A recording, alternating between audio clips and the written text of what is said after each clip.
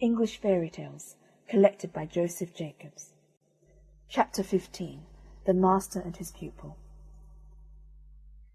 There was once a very learned man in the North Country, who knew all the languages under the sun, and who was acquainted with all the mysteries of creation. He had one big book bound in black calf and clasped with iron, and with iron corners, and chained to a table which was made fast to the floor. And when he read out of this book, he unlocked it with an iron key, and none but he read from it, for it contained all the secrets of the spiritual world. It told how many angels there were in heaven, and how they marched in their ranks, and sang in their choirs, and what were their several functions, and what was the name of each great angel of might. And it told of the demons, how many of them there were, and what were their several powers, and their labours, and their names, and how they might be summoned, and how tasks might be imposed on them, and how they might be chained to be as slaves to man. Now the master had a pupil, who was but a foolish lad, and he acted as servant to the great master, but never was he suffered to look into the black book, hardly to enter the private room.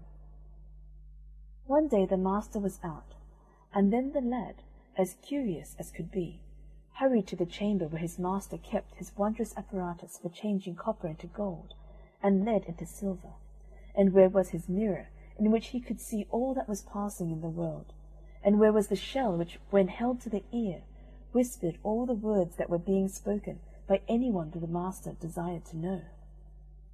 The lad tried in vain with the crucibles to turn copper and lead into gold and silver. He looked long and vainly into the mirror. Smoke and clouds passed over it, but he saw nothing plain, and the shell to his ear produced only indistinct murmurings, like the breaking of distant seas on an unknown shore. "I can do nothing," he said, "as I don't know the right words to utter, and they are locked up in yon book."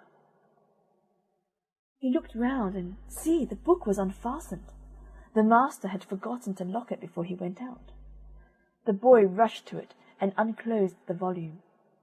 It was written with red and black ink, and much of it he could not understand, but he put his finger on a line and spelled it through. At once the room was darkened, and the house trembled. A clap of thunder rolled through the passage and the old room, and there stood before him a horrible, horrible form, breathing fire, and with eyes like burning lamps. It was the demon Beelzebub, whom he had called up to serve him.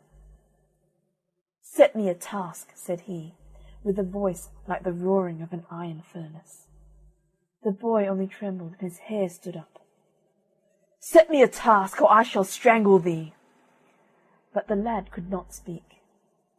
Then the evil spirit stepped towards him, and putting forth his hand touched his throat. The fingers burned his flesh. "Set me a task." "Water yon flower," cried the boy in despair, pointing to a geranium which stood in a pot on the floor. Instantly the spirit left the room, but in another instant he returned with a barrel on his back, and poured its contents over the flower. And again he went and came, and poured more and more water, till the floor of the room was ankle deep. "Enough, enough!" gasped the lad, but the demon heeded him not. The lad didn't know the words by which to send him away, and still he fetched water. It rose to the boy's knees, and still more water was poured. It mounted to his waist, and Beelzebub still kept on bringing barrels full. It rose to his armpits, and he scrambled to the table-top. And now the water in the room stood up to the window, and washed against the glass, and swirled around his feet on the table.